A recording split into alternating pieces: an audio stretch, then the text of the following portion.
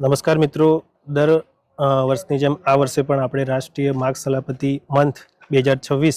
જાન્યુઆરીના 1લી તારીખથી 31 તારીખ સુધી દર વર્ષની જેમ આ વર્ષે પણ ઉજવી રહ્યા છીએ। એમાં આપણે અલગ અલગ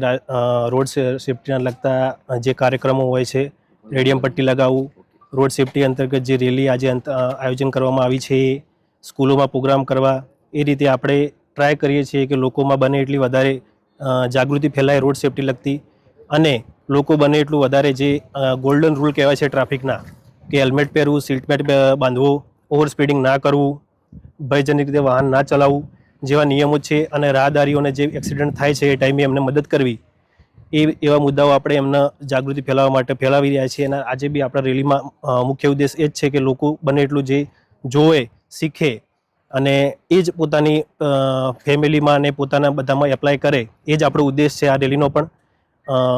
અને બને એટલા એક્સિડન્ટ આપણે ઓછા કરી શકીએ એવું કોશિશ કરીએ છીએ। નમસ્કાર મિત્રો, દર વર્ષની જેમ આ વર્ષે પણ આપણે રાષ્ટ્રીય માર્ગ સલામતી મંથ 2026 જાન્યુઆરીના 1લી તારીખથી 31 તારીખ સુધી દર વર્ષની જેમ આ વર્ષે પણ